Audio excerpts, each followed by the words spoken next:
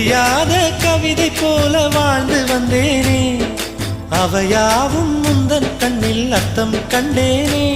இந்த அருக புல்லின் மேல் மணித்துளியாய் நின்றாயே, எந்த பருவத் தோள்களில் பச்சை கிளியாய் வாழ்ந்தாயே.